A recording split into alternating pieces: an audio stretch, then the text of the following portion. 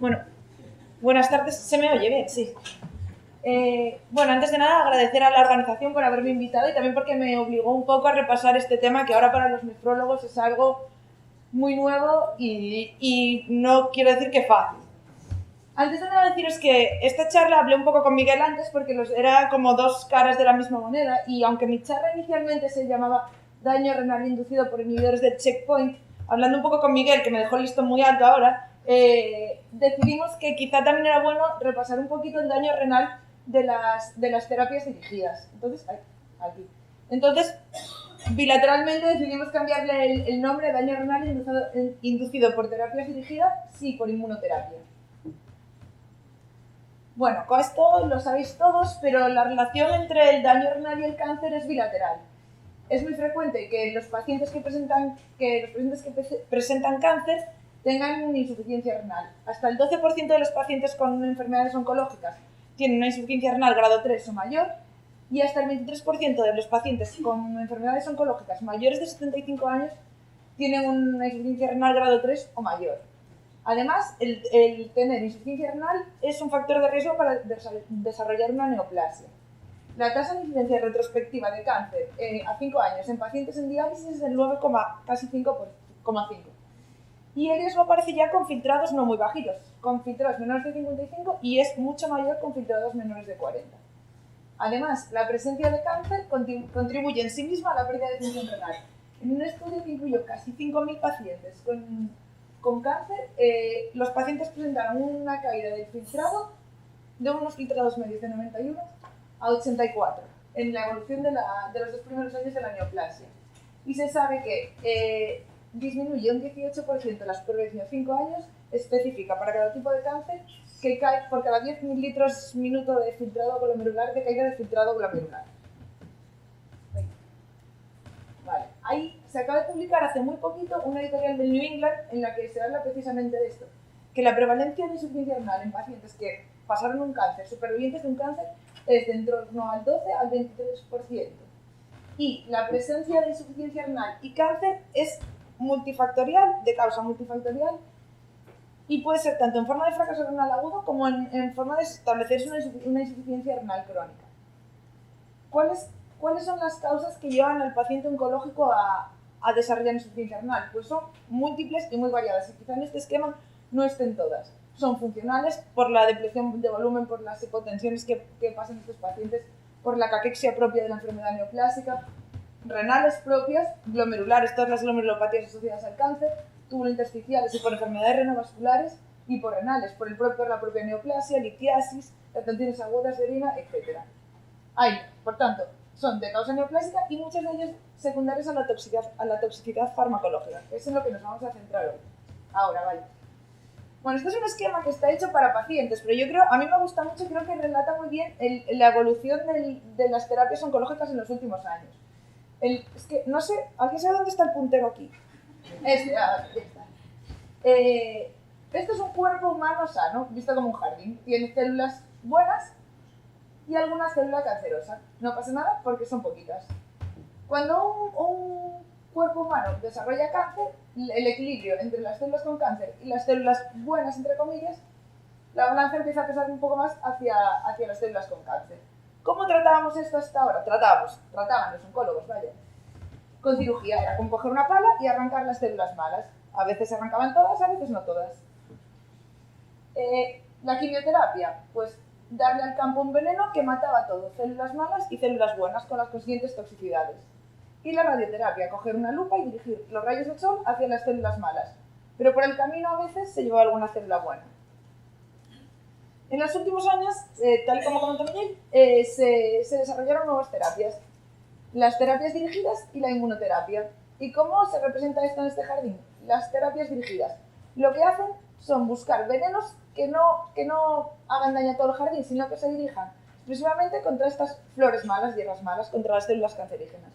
La inmunoterapia, ¿qué es? Se olvida de las células malas y lo que hace es darle abono a las células buenas para hacer que crezcan y luchen ellas mismas contra esto. Son rasgos muy generales, pero creo que para los no oncólogos nos da una perspectiva un poco global.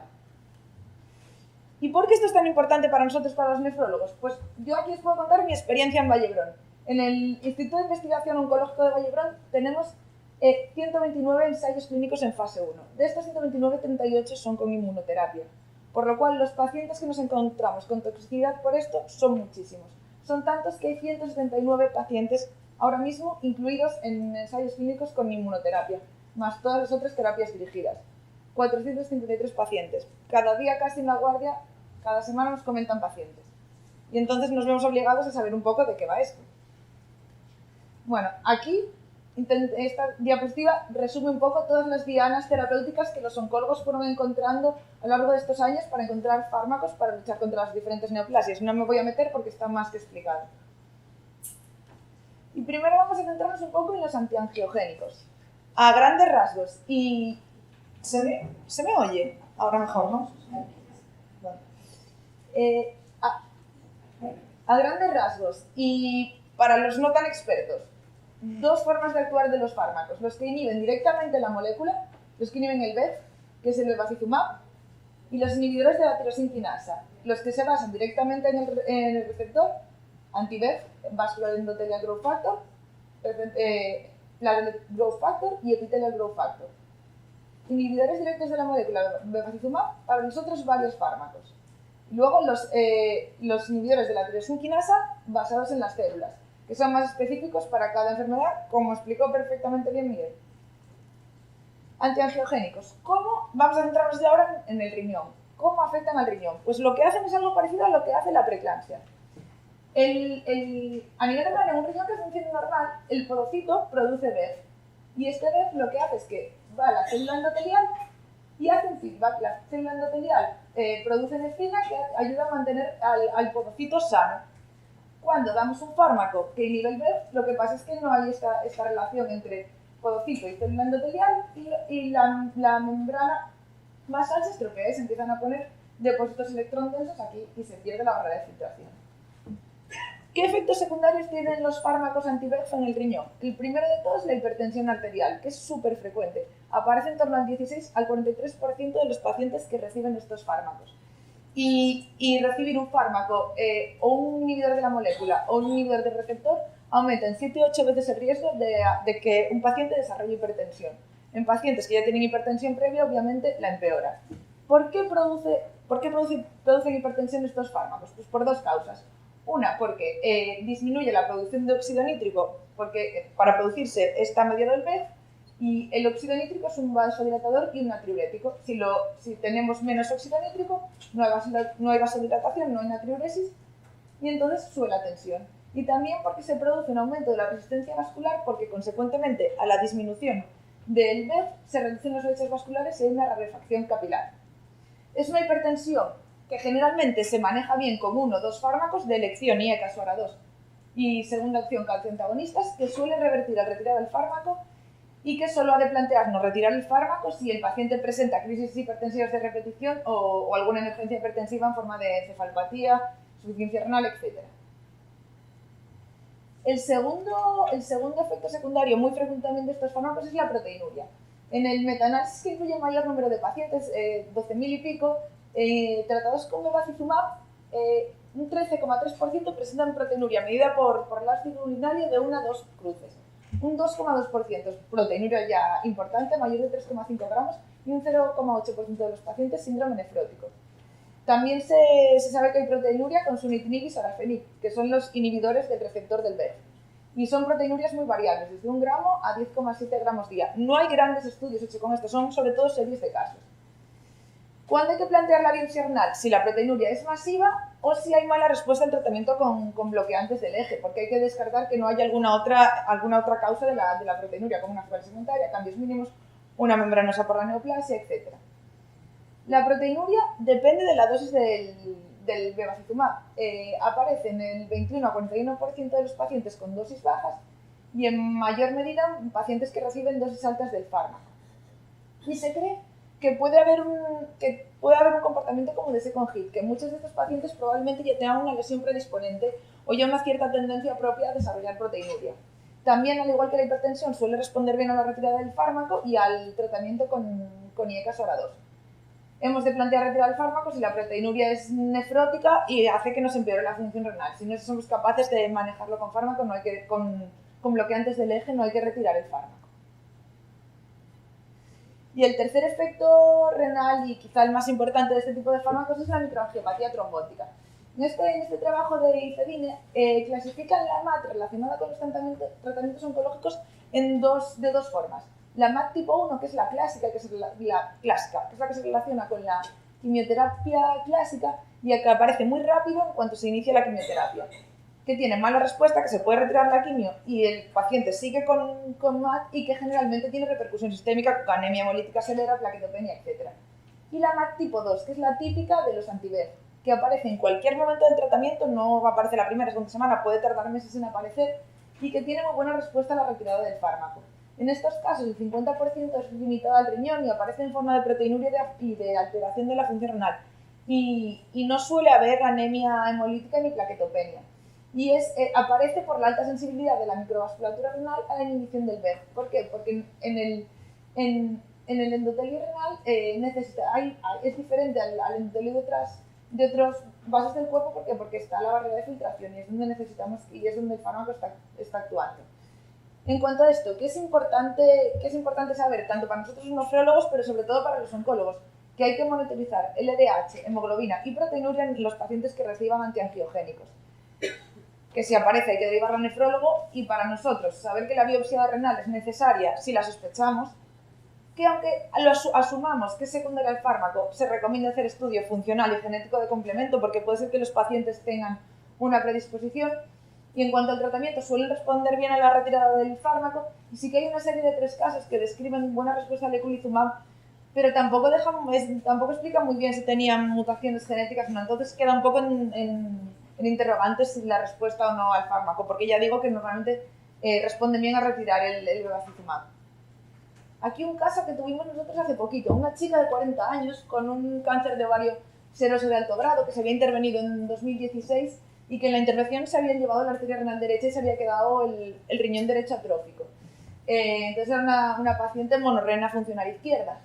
Se había iniciado paclitaxel y bevacizumab en marzo de 2017 y luego se había dejado en tratamiento con bevacizumab. La última dosis la había recibido en octubre de 2018. A esta chica nos la derivan nosotros a Nefra en octubre de 2018 por una proteinuria de 4,5 gramos al día. Pero cuando nos vamos a las analíticas antiguas ya vemos que iba haciendo proteinuria desde noviembre de 2017. 1,8 gramos al día, 2,5, 4,5. La función renal era estrictamente normal, no tenía síndrome nefrótico, no tenía ni edemas, no anemia, no plaquetopenia, la autoinmunidad era negativa y no había consumo de complemento. Estaba hipertensa, eso sí, y como era monorrena hicimos una biopsia renal transyugular. Que vemos aquí, como en el glomérulo vemos los trombitos dentro, es una microangiopatía trombótica. No tengo la plata, pero que sí que ya había dobles contornos, ya sabía que el cambio era bastante crónico, pero sí que ya hay cronicidad con alguna glomerulosclerosis y tal. Pero bueno, esta paciente, como ya había recibido bastante tiempo de fármaco, de acuerdo con los oncólogos, decidimos retirar el bevacizumab y manejar con olmesartán, y actualmente, hace un mes, la chica, que la vi en la consulta, la chica está con una proteína de 120 miligramos al día y una función renal estrictamente normal, y la neoplasia sigue en remisión completa. El otro, no voy a repasar todos los antiangiogénicos porque si no podríamos estar aquí esta mañana, pero otro de los antiangiogénicos que tiene repercusión para nosotros los nefrólogos es el vandetanib, que es también un inhibidor del receptor del VEGF. ¿Y por qué? Porque este hace muchísimas alteraciones electrolíticas en los pacientes. Hasta el 4% presentan hipercalcemia, hipocalemia e hiponatremia. A veces también da hipertensión por lo mismo que el bevacizumab. Y lo que es muy importante en este fármaco es que inhibe el transportador MAT1 y MAT2, que está en la membrana apical de las células del túbulo. Y este transportador es responsable del aclaramiento de ciertos fármacos. Por lo cual, cuando un paciente esté en tratamiento con vandetanib, tenemos que tener en cuenta que a veces aumentan las concentraciones plasmáticas de otros fármacos, incluso a veces de la quimioterapia, como los platinos, etc. Y puede aumentar la toxicidad por eso. Otro de los fármacos que también antiangiogénicos y que tiene repercusión para nosotros, que solemos ver los nefrólogos, es el cetuximab, que no es un inhibidor del VEGF, sino un inhibidor del receptor del Epithelial Growth Factor. Y lo que hace este fármaco principalmente es hipomagnesemia, que aparece hasta en el 30% de los pacientes. una hipomagnesemia leve moderada en el 36% de los pacientes y severa en torno al 27% de los pacientes. Esto sucede porque inhibe el transporte de iones en el TRMP6 en la membrana del túbulo distal y hace que no se reabsorba magnesio y se aumenten las pérdidas urinarias de magnesio. Además, la hipomagnesemia lleva a hipocalcemia e hipocalemia y puede ser que aparezcan arritmias secundarias. El riesgo aumenta en pacientes añosos y polimedicados, ¿por qué? Porque son pacientes que generalmente van con IVPs y con tiazidas. Hay que evitar el uso de tiazidas y omeprazoles, pantoprazoles, etc. en pacientes que vayan en tratamiento con cetuximab. En estos pacientes, en cuanto veamos que el magnesio empieza a bajar, hay que empezar a suplementarlo oralmente, y cuando veamos que es repetida la caída de magnesio, hay que programar infusiones de magnesio en el hospital de día. También se puede valorar el tratamiento con amiloride, y además este fármaco, el EGF, es el encargado de que se regeneren las células después de una necrosis tubular aguda. Por lo cual, en un paciente que sufra una necrosis tubular aguda y que esté en tratamiento con este fármaco, probablemente tarde más en recuperarse. Después de los antiangiogénicos nos vamos al otro grupo de terapias dirigidas, que son los inhibidores de BRAF. Como dijo Miguel, bueno, grandes rasgos, principalmente se usan en el melanoma porque el 40-60% de los melanomas tienen esta mutación. Vemurafenib y dafravenib son los que más se utilizan a día de hoy, pero hay otros cuantos. No me voy a poner a explicar el mecanismo de acción porque ya está explicado. Vemurafenib, ¿qué hay que tener en cuenta a nivel renal? Bueno, pues que puede hacer fracaso renal agudo y que es un descenso del filtrado glomerular que se mantiene durante meses, que es mucho más frecuente en varones en la sexta, séptima década de la vida, pero se cree que simplemente es más frecuente porque también la mutación es más frecuente en este grupo de pacientes y por tanto hay más pacientes tratados con este fármaco. Puede dar fenómenos hipereosinofílicos como el síndrome de Dress y el síndrome de Sweet, en los que también haya fracaso renal. Y en el riñón se da dos tipos de fracaso renal. Uno temprano, la primera segunda semana tras el inicio del tratamiento, asociado a estos síndromes hipereosinofílicos y en forma de nefritis intersticial inmunoalérgica. Y otro más tardío, que aparece entre el primer y tercer mes tras el inicio del tratamiento y que aparece en forma de alteraciones hidroelectrolíticas, síndrome de Fanconi y proteinuria moderada de origen tubular, que es por toxicidad tubular. Series de casos que es lo que hay publicado en cuanto a la toxicidad renal de estos fármacos. El otro inhibidor de BRAF que también se utiliza mucho actualmente es el dabrafenib.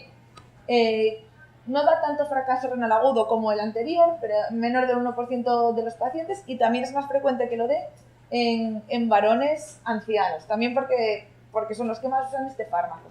Generalmente se acompaña de alteraciones electrolíticas y puede dar nefritis granulomatosa. Produce hipopotasemia hasta en un 7% de los pacientes y a veces grave, que requiere suplementación, y la causa de esta hipopotasemia no se conoce muy bien. Sí que es verdad que hay algunos reportes de casos de síndrome nefrótico con este fármaco, y este es un caso muy bonito que está publicado porque le hacen biopsia renal cuando están haciendo el tratamiento y después de haber retirado la droga. Y lo que vemos aquí en la biopsia pretratamiento es aquí con la flechita, cómo los podocitos están engrosados, están gordos, que se resuelve cuando retiran el fármaco, como la membrana basal está engrosada aquí con depósitos con el tratamiento, que se resuelve cuando retiran el fármaco, y además como hay una pérdida de los pies podocitarios que aquí vuelven a aparecer cuando se quita el tratamiento. Aquí un poco de resumen de lo que hacen los inhibidores de BRAF a nivel renal, lo que dijimos. Nefritis intersticial alérgica, necrosis tubular aguda, alteraciones electrolíticas, proteinuria generalmente subnefrótica por daño tubular y una caída en el filtrado glomerular aguda y subaguda. Recomendaciones nefrológicas, se puede decir así, cuando se usen inhibidores de BRAF. Hay que monitorizar creatinina, electrolitos, eosinofilia y proteinuria. Hay muy estrecha el primer mes porque es cuando aparecen generalmente las alteraciones. Si no aparece ninguna alteración, se puede hacer una monitorización mensual, y si no hay alteraciones después se puede pasar a trimestral. Si aparece alteración de la función renal, proteinuria, etc., yo creo que los nefrólogos siempre vamos a decir lo mismo: mejor hacer biopsia renal para saber de qué estamos hablando. Y en caso de que aparezca fracaso renal, la única recomendación que hay, que es un único artículo, En caso de que sea un AKIN1, buscar otras causas y no retirar el fármaco. AKIN2, creatinina basal multiplicada por 2, derivar a nefrología, descartar causas intercurrentes, retirar el fármaco y reintroducirlo si se recupera la función renal. Y AKIN3, creatinina basal por 3, derivar a nefrología, retirar el fármaco y biopsia renal y tratamiento dirigido. Con estas recomendaciones yo no estoy completamente de acuerdo, porque si aunque tengas un AKIN2 tienes una proteinuria importante, probablemente valga la pena biopsiar. Pero bueno, es lo que hay publicado a día de hoy. Otro caso que tuvimos en el hospital, varón de 73 años, adenocarcinoma de pulmón con metástasis óseas, diagnosticado en abril de 2017 con una función renal estrictamente normal al diagnóstico, que se inició tratamiento con dabrafenib y con un inhibidor del MEK en junio de 2017. Fue haciendo un deterioro progresivo de la función renal, inicialmente poco llamativo, 1,4, pero fue aumentando hasta plantearse en febrero de este año con una creatinina de casi 5. Sin hematuria, sin proteinuria, sin alteraciones electrolíticas y con diuresis conservada.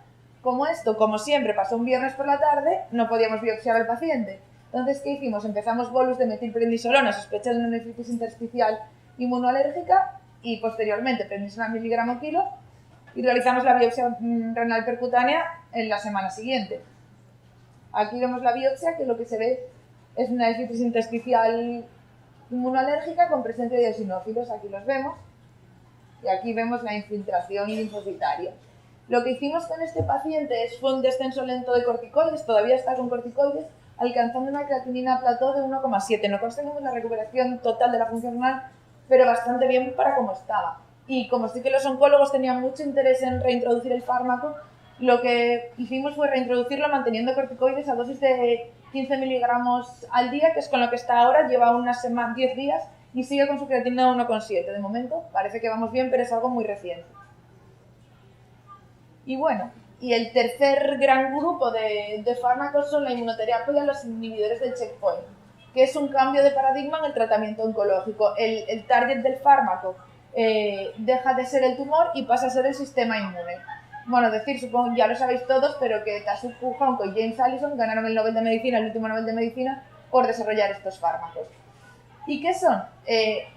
Miguel ya lo explicó quizás mejor que yo, pero bueno, cuando se desarrolla la respuesta inmune, los linfocitos tienen unos receptores, que son los CTLA4, en los que las células dendríticas envían moléculas y hacen que se frene la respuesta inmune. Es un freno a la respuesta inmune. ¿Y cómo funcionan estos fármacos? Son un freno al freno, bloquean esto y hacen que no se pueda parar este paro de la respuesta inmune, por lo cual los linfocitos permanecen persistentemente activos, explicado a grandes rasgos. Esto lo hacen los anti-CTLA4, que originariamente están en las células dendríticas. Las células dendríticas se conectan al linfocito y hacen que el linfocito deje de estar activo.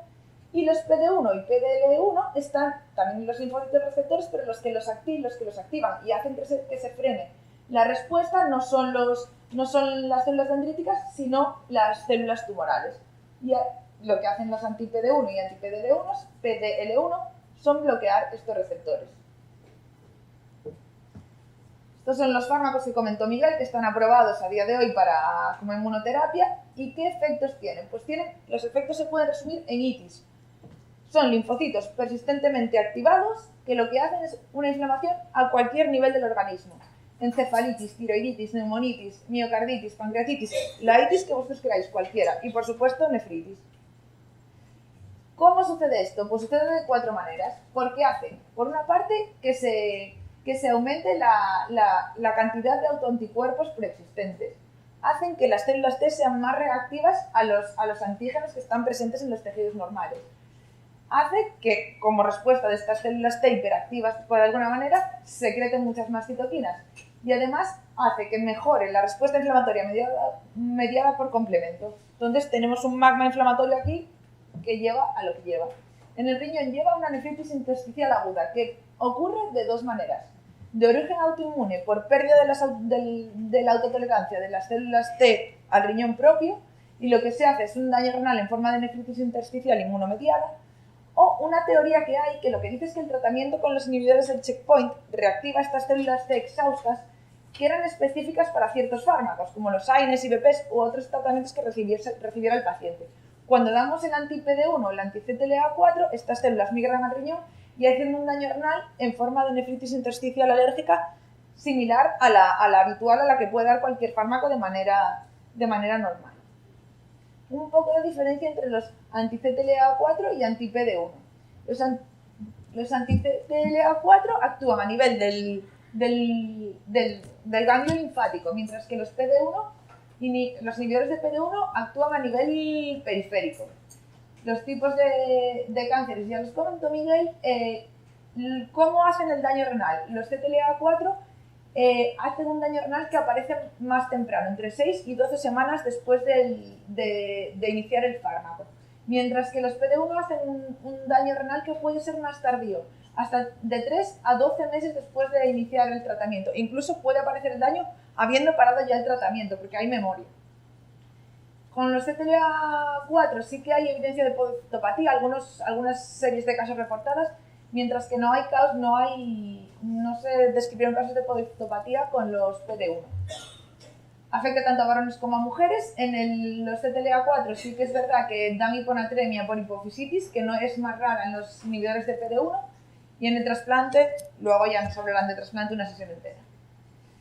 En resumen, la inmunoterapia produce un incremento en la respuesta inmune que conlleva efectos adversos de origen autoinmune entre el 15 y 90% de los pacientes, que pueden ser muy leves en forma de rash, como decía Miguel, o gravísimos en forma de una hepatitis fulminante. La afectación renal es muy variable. Los primeros estudios nos hablaban de un fracaso renal agudo o de deterioro de la función renal bajito, 2-3% de los pacientes, pero en las series más recientes ya se ve que esto es mucho más común. Hasta 13, casi 30% de los pacientes pueden hacer afectación de la función renal. Es más frecuente cuando se dan dos fármacos en combinación y la manifestación típica es la nefritis intersticial aguda. Puede haber granulomas y hay latencia, como dije, entre el inicio del fármaco y la aparición de la lesión.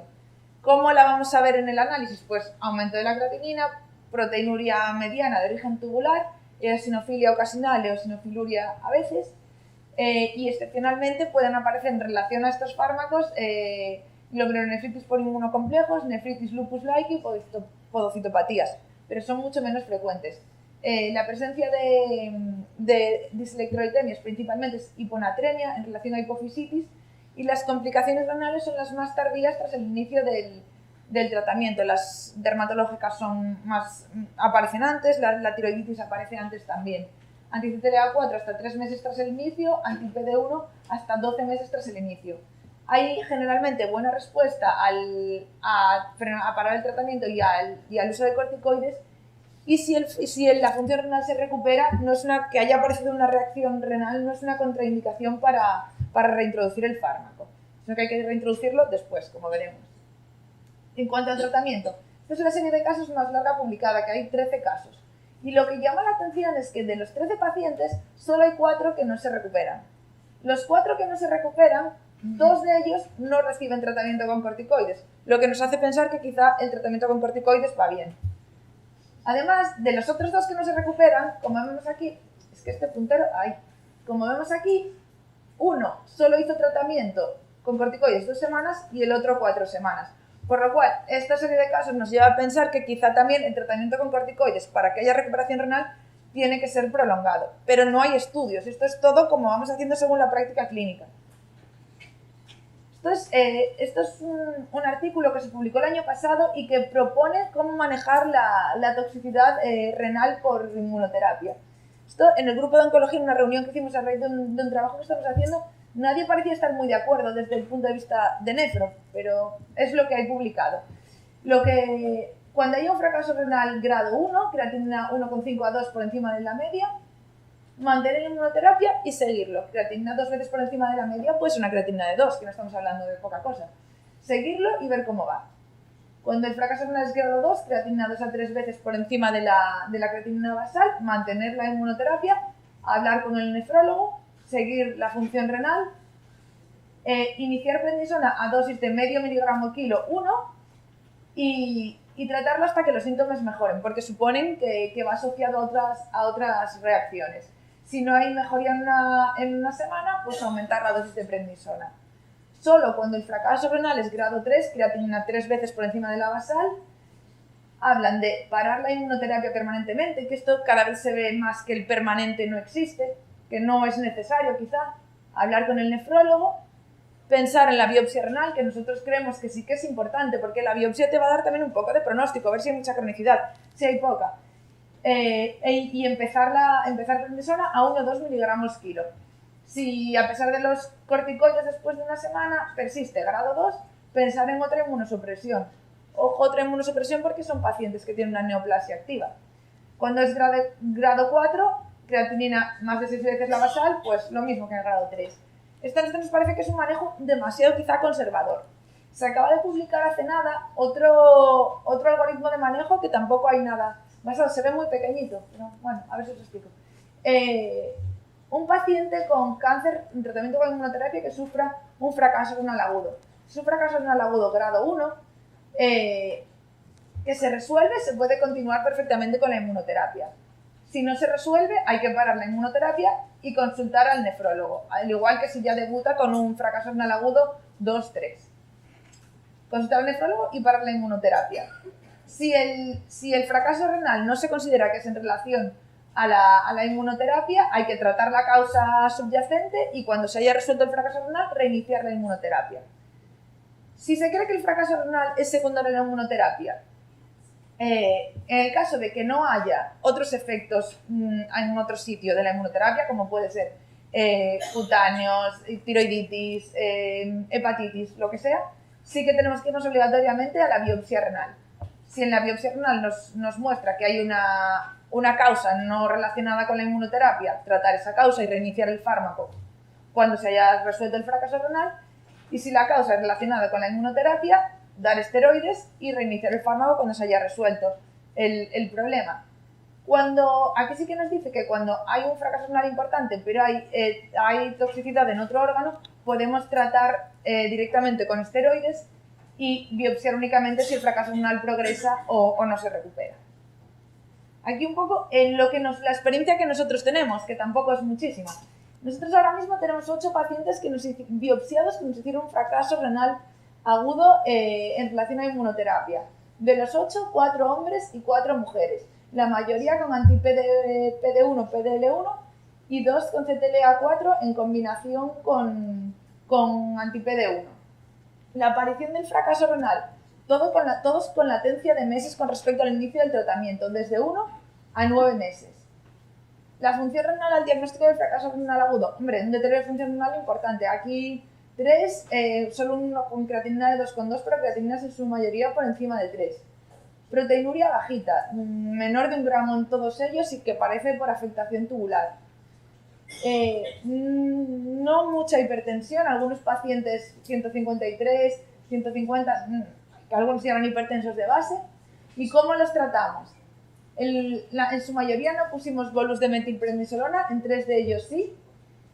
Y la mayoría siguen corticoides a día de hoy, porque son pacientes que recibimos quizá este último año, estos últimos 7 meses. 2 de los pacientes ya retiramos corticoides, en uno a los 6 meses y en otro a los 4 meses, y de momento en ninguno se reintrodujo la inmunoterapia, salvo en uno.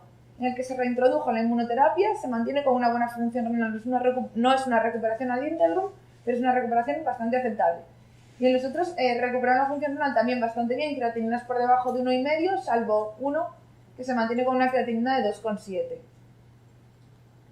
Y bueno, lo último ya para terminar, para tratar de entender un poco más todo esto y todo este nuevo reto que se nos supone a los nefrólogos y a los oncólogos, desde el grupo de onconefrología y la Glosen de la Sociedad Española de Nefro, pues estamos promoviendo un estudio de afectación renal secundaria a cáncer y tratamiento antineoplásico, que es nueva era en el manejo del paciente oncológico, cuyos objetivos son estudiar precisamente las causas de insuficiencia renal en los pacientes afectos de cáncer a los que se practicó una biopsia renal en los últimos 5 años, valorar la patología renal más frecuente en estos pacientes y el tratamiento antineoplásico que se está ofreciendo en nuestro medio, y estudiar el tratamiento administrado y la evolución de los pacientes tras la biopsia. Y esto es todo y muchas gracias.